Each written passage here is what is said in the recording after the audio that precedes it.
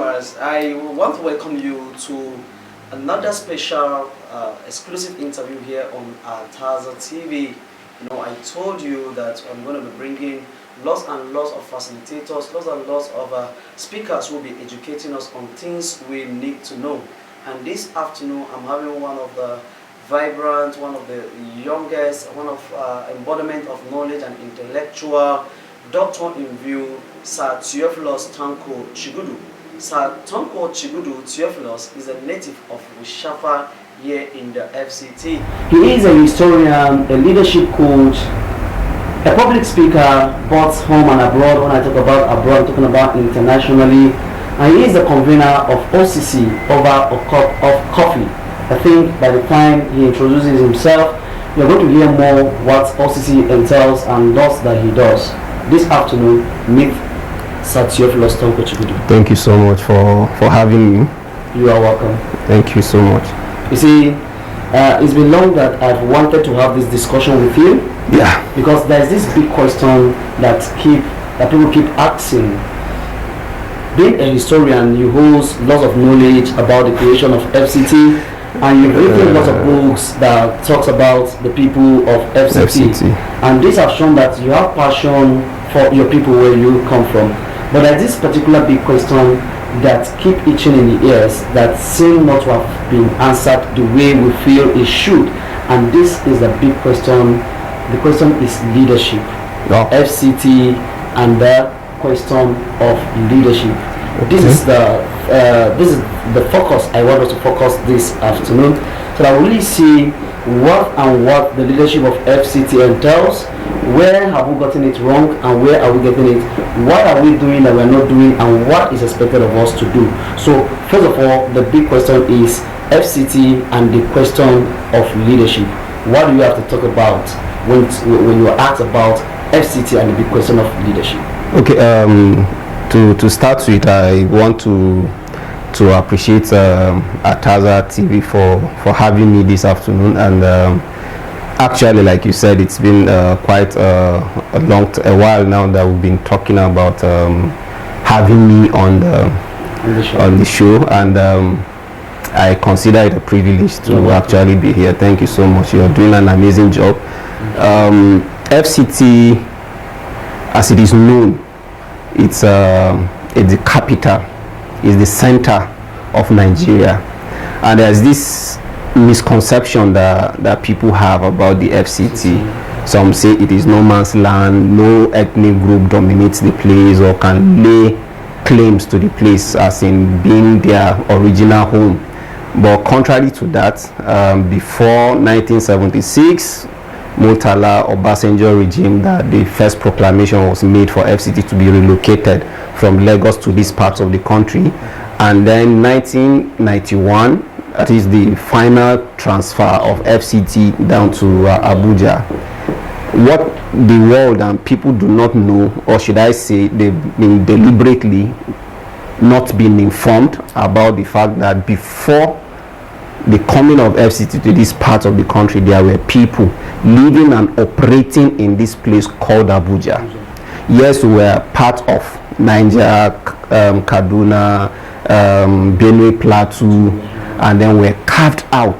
FCT comprises of over 8,800 plus settlements. Okay, settlement. Yes, settlement. Oh. And then you have about 9 indigenous original inhabitants, ethnic groups, languages in the FCT. Yes, they've been here. Okay. They've been here even before the advent of colonialists. Wow. Now, if you go back to history, through archaeological studies, linguistics, we've been made to understand that there have been people in this part of the world for about 10,000 years ago. Now you talk about the Taruga side, where some archaeological findings of early settlements were discovered. The Nok culture also extends down to this part of the country, and that is why I make bold to say that the indigenous original inhabitants of Abuja are indigenous to this part of the country.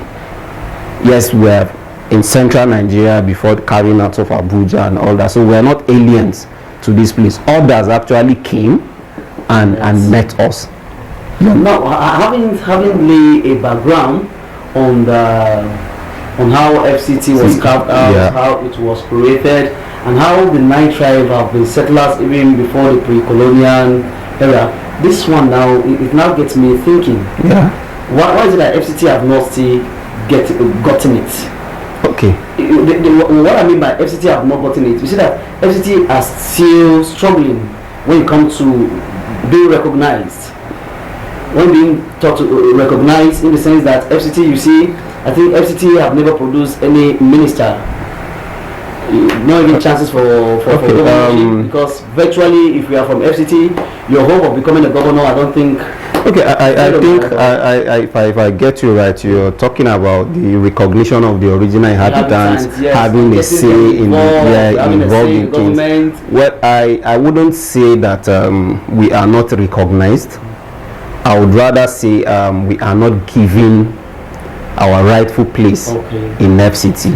Now, I'll cite an example, a personal example. I applied after my secondary school education. I applied to study law, like every other person, to study law in the university, and I was made to understand for the first time that I do not belong to Nigeria, in the sense that out of the list of states that could choose in JAMB, FCT wasn't there. So what state do I choose? Okay, you mean in the application portal? In the application portal, and then till date it still happens. There are instances you are applying for jobs for to travel out or educational pursuits. You hardly see a FCT included. I think if you say this, I will want to agree with you, because when this youth empowerment came up, yeah, when they said people should apply for grants, I think I put up for a grant and trying to select FCT. There was no FCT. There was no FCT. So now I applied to study law. Yes, and then because the JAMB then was manually put, so I wrote FCT. During the admission processes, I sat for the prescribed exams. I passed, but instead I was sent to another department. Now the only explanation was that FCT does not have a quota in Nigeria university. So it means if they are giving FCT 3 slots, for instance, maybe if they are giving Kaduna 20, 100, FCT will only have 1 or 2. So if any of us, any indigenous person, original inhabitant person, ends up in the university till date with your state of origin, then it's either by merit or person with no person. That's the normal common usage. But what we're saying is that it all boils down to leadership lacuna. It boils down to the fact the failure of the government on its own part. Recently, there have been lots of agitation in the FCT. There have been papers that have been written since the inception of FCT. There have been calls for creation of a third tier, second tier of government for the FCT. And then we've called for, we've written, we've protested, our representative at the National Assembly have forwarded bills, sponsored motions, and then we've had engagement conferences to discuss this issue of FCT, having a representative at Federal Executive Council. And then the misconception I think people have out there is that FCT indigents are asking for the minister of FCT. That is not the case. We want an indigenous person to be made a minister, a representative. It doesn't regardless of the ministry. So that when decisions are taken at Federal Executive Council, who speaks for us? Someone from Niger State cannot speak. If you speak for us, the weight at which an indigenous person would speak will be different from that of. Sometimes you hear our other senate committee chairman on FCT speaking on behalf of FCT's House committee chairman on FCT making a case for FCT. It doesn't carry that weight. But Barrister Panya won a case. I think it's about 3 years ago now, and it's been ruled in favor of FCT that we should have a state status, have a minister appointed for us in the FCT, but this thing has not been done. Is to correct that anomaly in the constitution that states. Who is in the position to do this? Mr. President. Okay, the judiciary have already ruled it out. in So, favor of the FCT. and then he was asked to appoint a minister from the FCT. Last week he was on Arrest News. I followed the case, and then he still made some clarification when the journalist asked him how far with the issue of FCT. He stated it clearly. So it's a case of the government failing to adhere to the court ruling, and then with the constitutional amendment and review case that our case was ruled out, that's another problem. So sometimes I want to believe that there is a deliberate attempt to skim us out, continuously skim the original inhabitants of FCT out. Because I wanted saying that if the judiciary have given the go ahead, that these people constitutionally, because the House of Rep and Senate will have interpreted it, and then the judiciary to have come to say this is the interpretation of the law that it should be given. Don't you think that there's a breach of rule of law? Exactly. And then like what happened the National Assembly, House of Representatives, that's the lower chamber, passed in the ninth assembly, the current assembly, passed the case for the bill for the creation of state statutes for Benue State for FCT, and it failed at the Senate. So why did it pass? And then in the 8th assembly, it passed at the Senate and then failed at the National Assembly. So something doesn't add up here. Okay, now this quickly now take me to the next question I'll be asking you. What do you think needs to be done at this point? You say it failed at the 8th assembly, it passed through in the Senate and failed in the House of Representatives, and this time around it has passed in the House of Representatives but failed in the Senate. Yeah. And then you just say maybe there's a deliberate out to skim out the FCT natives. So it has shown that our members and representatives too have been pushing harder, and then people, your likes and other people too have also been advocating and also pushing through various medium that they could. So in a time like this, what do you advise we do? What should we do? Okay, I've always been an advocate of dialogue. You see, National Assembly business, like their responsibility, their duties, doesn't include what some of us ask them for. Give me money, build school, do this. They are to make a case for us. You know, sponsor bills, motions, speak for the people, ensure that whatever decision that is taken there is for the interest of the people. Now, any law that is enacted or that is made affects the people positively. Now, but how to go about it is start with lobbying.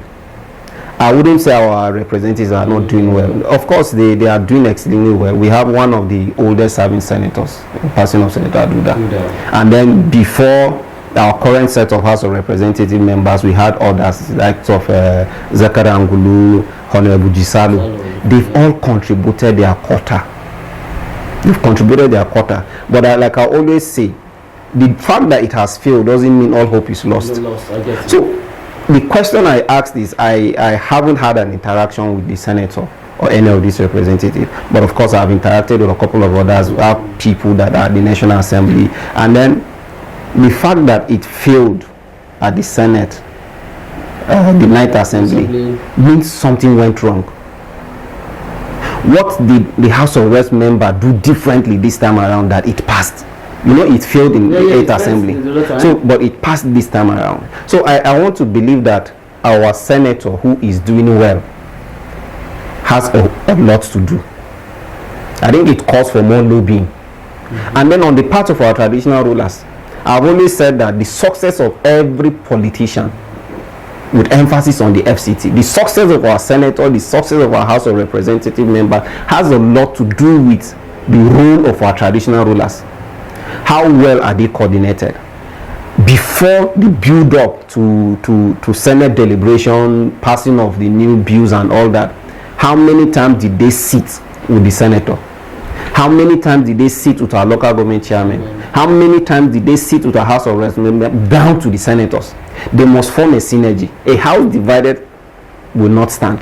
Now imagine that the senator is actually supposed to, by right, should be the rallying point politically and otherwise in the FCT. But how many times have they sat down with traditional rulers. Let's harmonize our differences. Let's come together.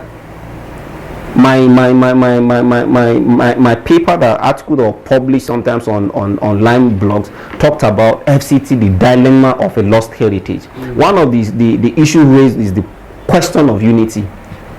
There is this issue of broken unity in the FCT. Our councillors are not united.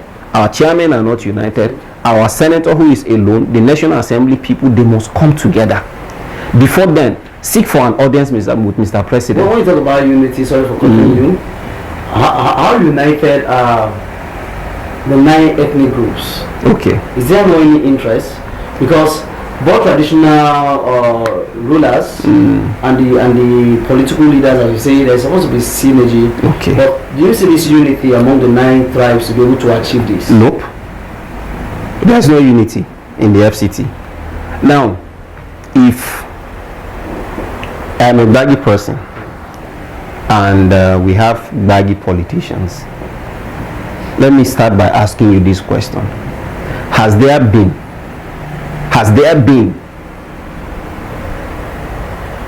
another tribe in Buhari Area Council that has been chairman from the original inhabitants? Okay, so but there has not been any. There has not been any tribe at all. It has always been the issue of baggy person. I'm a baggy person. It's good that we're producing a chairman. Okay. But what happens the day a Koro man who is an indigene of FCT, an indigene of Buhari Area Council, decides that he wants to run? Will the baggy people support this person? Okay, let me come in there. So power is not given. Yes. Why I'm citing these instances? Why I'm using this as an example? Yes. So why I'm citing this as an instance is the fact that if there was unity, the history of Buhari Area Council would have seen others aspiring, and of course we'll come to a roundtable discussion as okay, no, the odds favors this person. Secondly, the issue of vice chairman, you don't even have a Koro person in the FCT has never been a vice chairman in Buhari Area Council. Now, how do we fight them? How do we struggle for FCT? If the 9 indigenous tribes, if 8 out of the 9 sees a baggy person as a threat, if the baggy person, 8 out of the 9 sees the Ghana person as a threat, or sees the Koro person as a threat, they must come together. And this starts with you and I, our traditional rulers, having a meet. Of course, they have a council of traditional rulers, but how do they operate? Are they united? Now, if this unity continues and lingers, people capitalizes on it and dislodge us. Power is not given, it is taken. It is taken. But of course, there should be, because this is democracy, and that is why the South is clamoring for, okay, let's have presidency this time around. North is still saying no. Not to strike balance. Let's strike a balance. So if in India, the issue of marginalization, now I've often said, and I wrote it sometimes on Facebook, and a lot of people attacked, and when I said the marginalization of FCT is in 2 phases now. The government, yes, is marginalizing us, and the people are marginalizing themselves. The powers that be in the FCT are marginalizing others. The super ethnic groups in the FCT are marginalizing the other ethnic groups in the FCT. So if we have 9 ethnic groups in FCT, and they are united, you become like a bunch of brooms that cannot be broken or bent. I really wish we have all the time, because you've been flowing and you've said a lot, and if I just let you be, I know you still have a lot in your in your store bank that you really want to unleash, but I want us to put a pause here so that I'll still have you back in the studio. But before you leave, what advice do you have for the youth of FCT? Okay, get to work. Get to work, and like you said, we have to finish this issue of leadership. But before they are advising the youth, the solution to our problems in FCT first is coming together as one. We must understand that the problems faced by a Koro man, faced by a Ghana man, faced by a Gwandara man, a Madam man, a Baggy man, are same problems I'm facing, and we need a collective front to address this issue. We must understand that the issue of leadership is a serious business. Those we elect must be people that are credible, sentiments aside. Those we send to the National Assembly must not just be sound academically, politically, but must be people that are accommodating, people that have been tested and proven to be credible. We need people that will go there and represent us. The business of National Assembly is not the normal business you see. You must be able to lobby for your people. You must be able to talk to other representatives, to other senators, to senators. So we must take the issue of leadership serious, because 2023 is around the corner. Primary elections are by the corner. The people that are saddled with the responsibility of choosing who becomes flag bearers must sit up. Must keep their sentiments aside, must keep religious sentiments aside, must keep ethnic sentiments aside. If a Koro man is credible, go with him. If a Bagi man from Buhari is credible, go with him. If you are from Abaji, you are from Kuje Area Council, wherever you are from, as long as you are a native of the FCT, you should be supported. Now, the young people, our political class also, they have failed in mentoring the younger generation. I've always said it. It's part of my book, the question of leadership, that was released last year in August. We must take the question of mentorship seriously. If you keep all our active and current serving politicians now and ask them, and even the past one, who have you mentored? What would their answers be? Obviously, we know what the answers would be. Do not relegate our youth to political thugs. Do not relegate our youth to mercenaries for electioneering campaign. The youths are relevant. They say they are the leaders of tomorrow. They are not going to wrestle powers from you. If you are doing well, these youths will serve you, and then it should be your joy like a father now. The last time I made a presentation in Karu, Senator Aduda was there. Candidates they were both there. I told them that what the original inhabitants of FCT youths want is the fact that if we have a task ahead of us as youths, we want to see you behind us or leading the struggle for us. Yes. So then we've created a mindset in FCT. We've created a kind of, okay, if it is not politics, the youth will not make it. If it doesn't come from politicians, the youth will not feed. Now teach them how to fish, politically, economically, and otherwise. Imagine that there is an empowerment program organized by our leaders, not just empowerment in the sake of empowerment. You just do people and then without giving them grant. Empower these people who take off grants, send them to places to learn trades, to learn skills, so that we will be able to compete favorably with outside. It is sad that when people are coming from all over the country to drag resources, to compete favorably out there, to challenge the government, to do things economically, FCT youths are not there. If you find FCT youths there, maybe out of 100 Nigerian youths, FCT youths will only be one. So we need you to now shift a bit, concentrate on empowering the youth, concentrate on mentoring them. If you are their role model, you may be their role model but not their mentor. I get you. So if I look up to you, you should be able to. People will say loyalty is service, and loyalty must be serviced. If this person is loyal to you, empower this person, so that tomorrow, if you are old and feeble, you are not too strong. This person goes for you. You are old. So yes. Imagine that we see. One thing they don't know. Sorry, I'm trying to round up, touch on the one thing that our indigenous leaders, without sentiments, I'm being honest here, fail to understand is that the burden on them will be reduced if we have youths that are empowered or stakeholders that are empowered. For instance, I'm from Buhari Area Council. You are from Buhari Area Council. Yeah, and then a lot of youth in Buhari Area Council are empowered by our political leader, by our chairman or our representatives. Now, if there's a problem that requires 50,000 naira from your community, you'll be able to solve it. If there's somebody that needs school fees or jam fee of 5,000, 10,000 naira, instead of going down to Honorable Gabaya's house or the chairman's residence, they would have come to you, or people that would have upset this thing. Same thing applies to Senator Aduda, Mikajiba, Sokodobu, and the rest of them. So from the councillor to the chairman, they must wake up. They must stand up to the task before them. It is enormous, but a collective front. All guns should be united. Our House of Representatives and the Senator must work as a team. Then for the youths, we see the energy. I see the energy, I see the drive, I see the passion. But leadership entails a lot. Every young person is aspiring to be a leader. Yes, it's good. But aspiring and preparing are two different things. You have to prepare. You have to prepare for it. Be ready for if you are if yes. Here because of our time. You see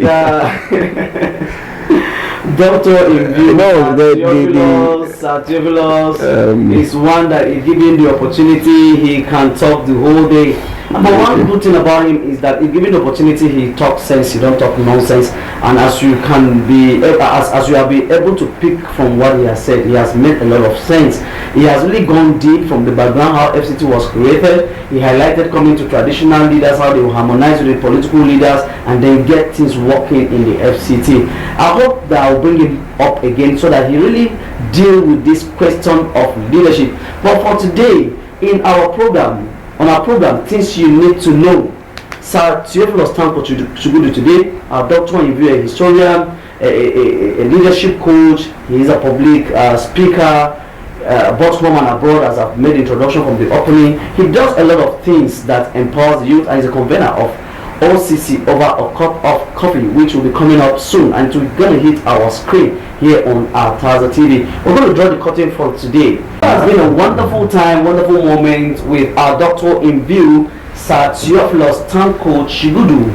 I told you from my opening that he is such an embodiment of knowledge, and he has been able to really deal with the issue of leadership befalling us in FCT, talking from the background and then highlighting on how the traditional leaders, political leaders will come, harmonize, and then get things working again. If I allow him, you hear lots and lots more. And of course, on our Taza TV, we're going to bring him up again so that he will really finish up, trash it all, so that we get educated and then we know where we're coming from, where we are, and where we are going. It's been Solomon Engineer that on our Taza TV. Subscribe to our Taza TV on our YouTube channel, like our page on Facebook, and follow us on Instagram, as we bring you lots of fascinating programs. I know you love us and we love you too. Thank you.